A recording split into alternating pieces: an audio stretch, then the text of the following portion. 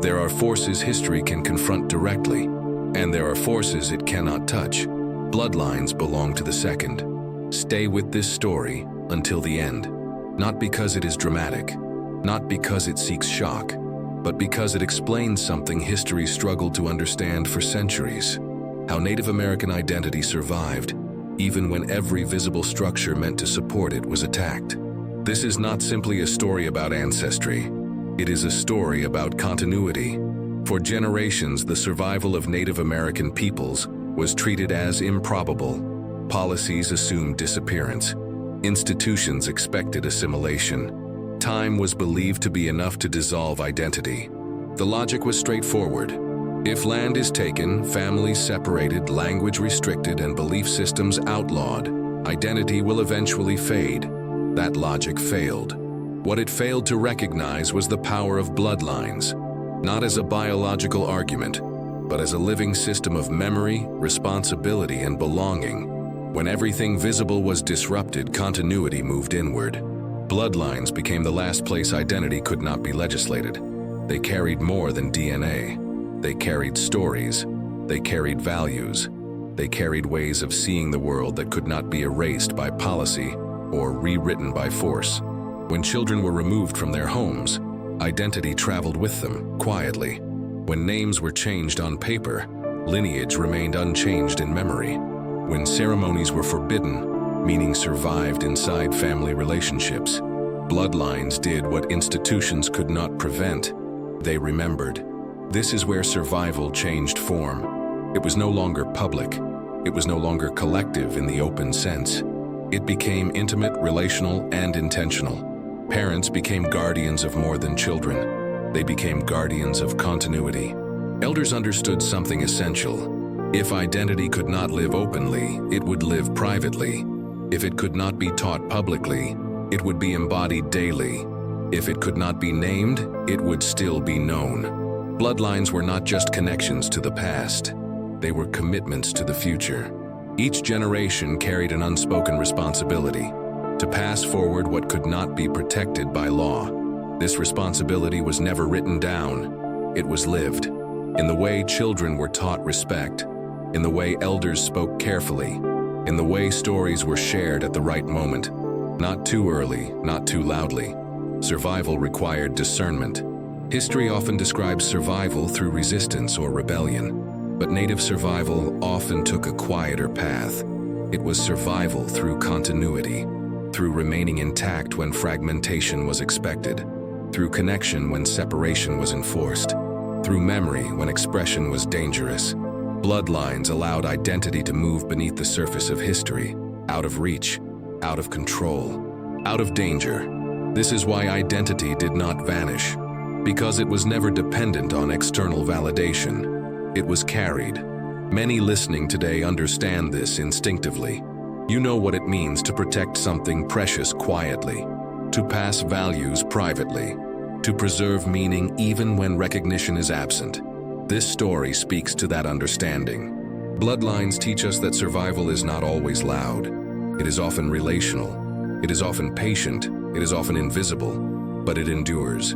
As we continue this journey, we will move deeper into how bloodlines functioned as vessels of survival, how memory traveled when language was threatened, how identity adapted without surrendering its core, and why continuity proved stronger than erasure. If this opening resonates with you, stay with us. And if this message speaks to your heart, write in the comments, "Continuity lives." When survival moved into bloodlines, it did not become weaker, it became smarter. What could not survive through institutions began to survive through relationships. Identity stopped relying on visibility and started relying on transmission. One of the greatest misunderstandings in historical analysis is the belief that identity must be openly practiced to remain alive. That belief assumes that culture only exists when it is seen. Native communities learned the opposite. When pressure increased, expression adapted. And adaptation is not loss, it is strategy. Bloodlines became quiet channels of instruction. Children learned who they were not through formal lessons, but through daily life, through how elders behaved, through what was respected, through what was avoided, through what was never mocked, even in silence. Identity became something absorbed, not announced. This is why many attempts at forced assimilation failed at their core. They targeted outward forms, clothing, language, religion, education, but they could not access what was transmitted relationally. They could not regulate memory shared inside families. Bloodlines preserved identity by teaching how to see the world. Values survived even when vocabulary was restricted. Respect for elders, connection to land, understanding of balance, responsibility to future generations. These principles did not require public ceremonies to exist. They lived in behavior. This made identity remarkably resilient, because behavior is harder to police than belief, and belief is harder to erase than symbols. Another critical role of bloodlines was discernment. Not everything was passed down immediately. Not every story was shared openly. Elders knew timing mattered. Some truths were protected until the environment was safer. This was not secrecy born of fear. It was stewardship born of wisdom. Bloodlines allowed for selective preservation. What mattered most was guarded most carefully. Not every detail survived, but the core did. And the core was enough to regenerate identity later. This is why cultural revival was possible generations later. Because bloodlines did not store fragments. They stored foundations. When pressure eased, identity resurfaced naturally, not as reconstruction, but as continuation. History often struggles to explain how cultures re-emerge after near destruction. The answer is rarely sudden rediscovery. It is gradual re-expression. What was carried quietly becomes visible again when conditions allow. Bloodlines also created a sense of belonging that could not be replaced. Even when external labels changed, people knew where they belonged. Belonging does not require paperwork. It requires connection. For many Native families, bloodlines became the only reliable archive. Not written, not centralized, not easily accessible to outsiders, but accurate. Because lived memory is harder to falsify than records. This kind of preservation comes at a cost. It requires restraint. It requires patience. It requires carrying weight without acknowledgement. Many generations bore that weight quietly. That is why survival through bloodlines deserves respect, not romanticism. It was not easy. It demanded sacrifice. It required choosing continuity over comfort. But it worked. Because bloodlines operate beyond control. They move through time, not policy.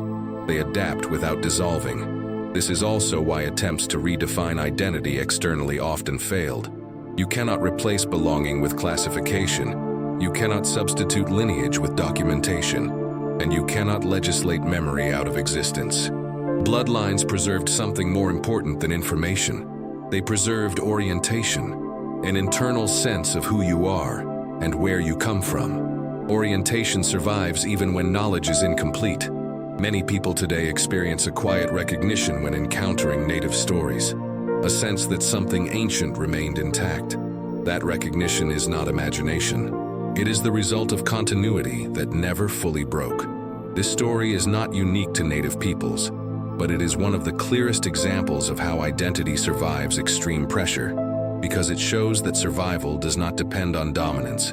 It depends on transmission. As we continue, we will look more closely at how bloodlines shaped resilience across generations, how trauma was carried without destroying identity, how continuity remained even when expression was delayed, and why survival through lineage proved stronger than erasure through force. Another reason bloodlines proved essential to Native American survival lies in something rarely discussed with honesty. Trauma did not erase identity. It reshaped how identity was carried. Trauma fractured communities. It disrupted transmission. It silenced voices. But it did not dissolve belonging. Many assume trauma weakens continuity. In reality, trauma often forces continuity to adapt. When open teaching became dangerous, teaching became indirect. When language could not be spoken freely, meaning was embedded in behavior. When ceremony could not be practiced, values were woven into daily life. Bloodlines adjusted to carry truth in safer forms. This adaptation was not accidental. It was deliberate. Elders recognized that survival required flexibility without surrender. They allowed form to change, so essence could remain. Bloodlines also absorbed trauma without allowing it to define identity completely. Pain was acknowledged, but not allowed to replace purpose. Loss was remembered, but not allowed to cancel belonging. Grief was carried, but not allowed to erase meaning. This balance was difficult. Many generations carried sorrow alongside responsibility. They lived with memories they could not speak openly. They bore stories they could not fully explain. They felt the weight of what was lost, without losing sight of what remained. Bloodlines functioned as stabilizers. They anchored people when external structures collapsed. Even when families were separated, the idea of lineage persisted. A child who did not know every ancestor still knew they belonged to a people. That sense of belonging mattered more than detail. This is why forced separation failed to fully erase identity. You can disrupt proximity, but you cannot fully sever lineage. Connection does not rely solely on contact. It relies on meaning. Bloodlines also created continuity of responsibility. Each generation understood, often without explicit instruction, that they were temporary carriers. They did not own identity. They stewarded it.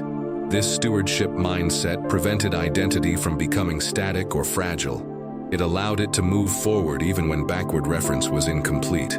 Another underestimated aspect of bloodline survival is forgiveness. Not forgiveness as forgetting, but forgiveness as choosing continuity over paralysis.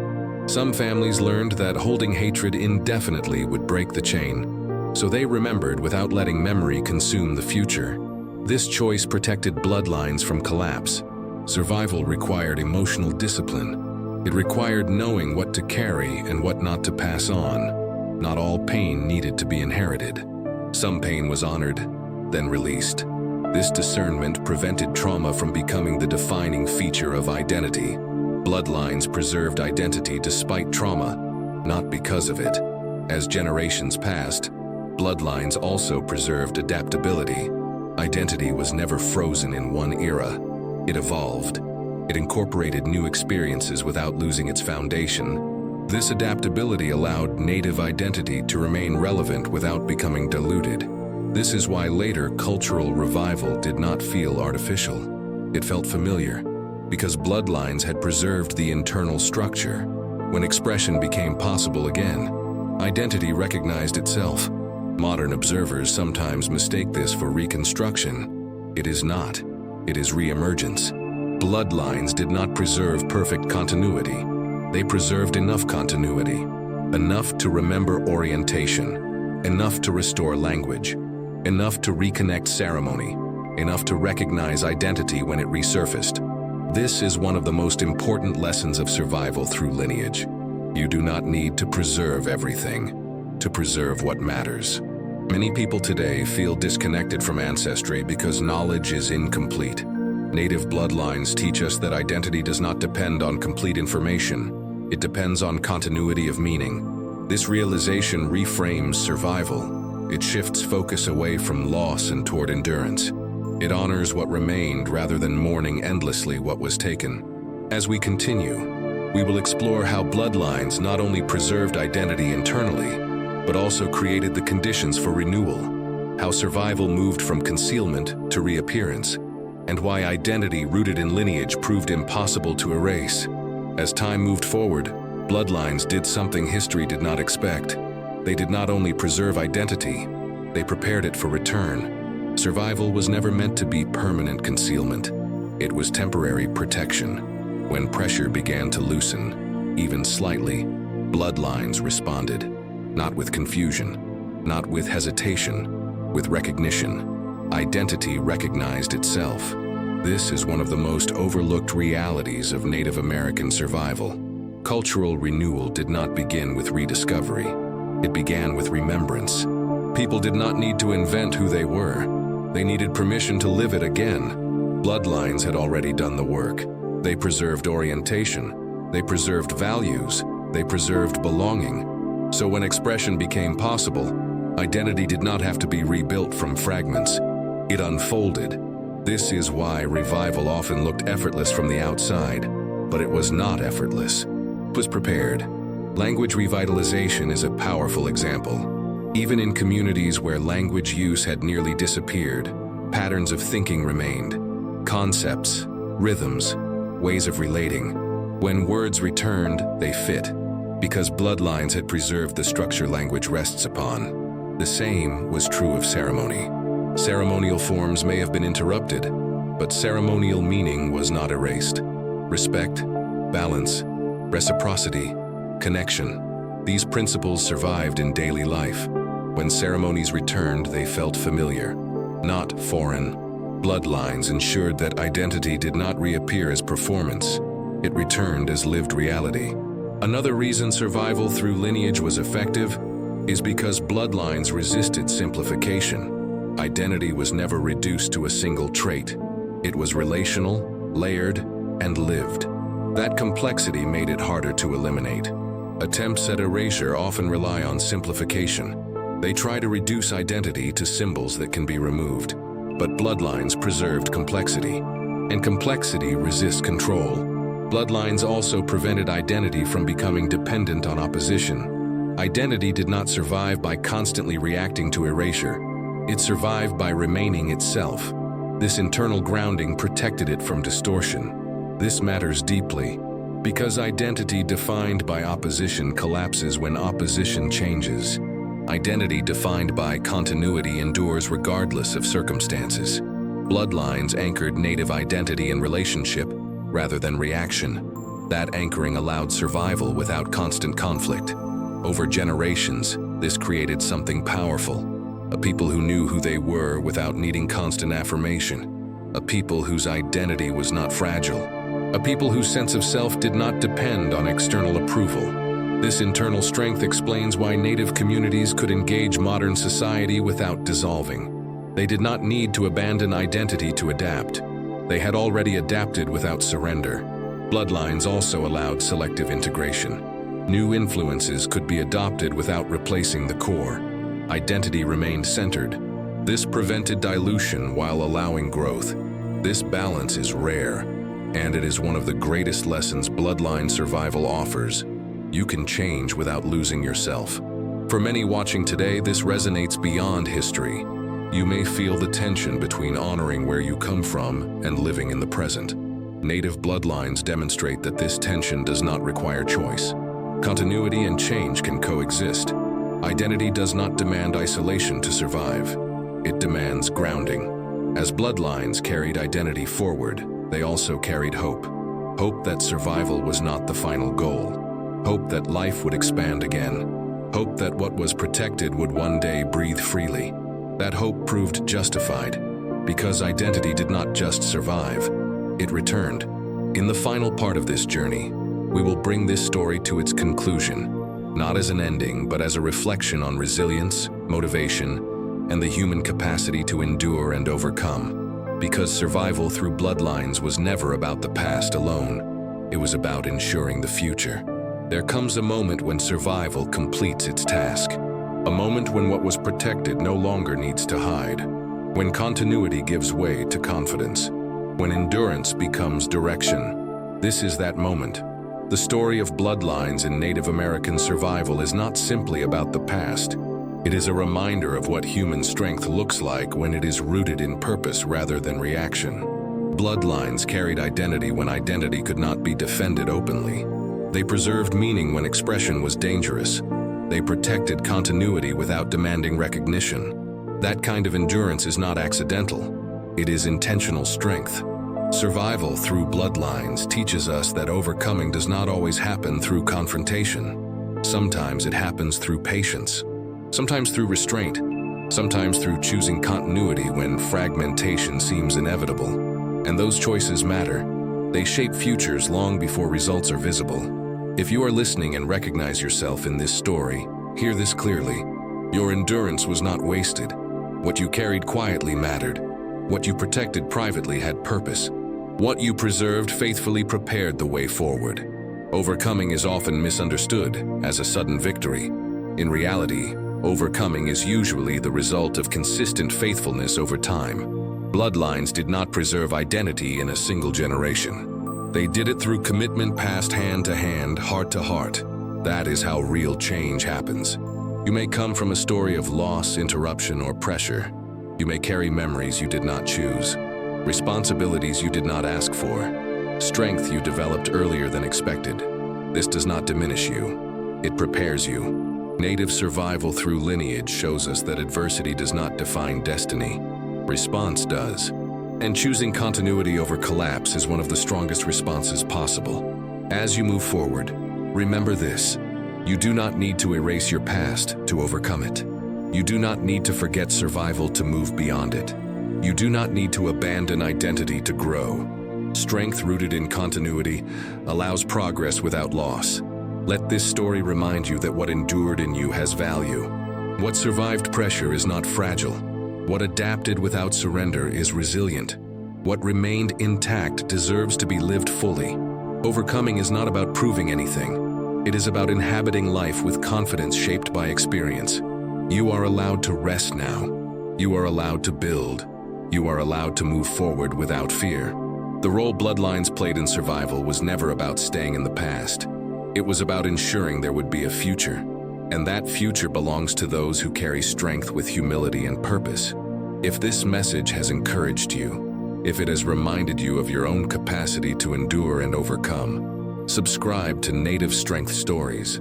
This channel exists to honor resilience, continuity, and the quiet strength that carries life forward.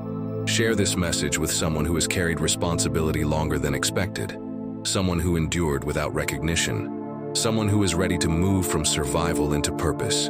And if this story spoke to you, leave a comment with these words: "Continuity builds the future."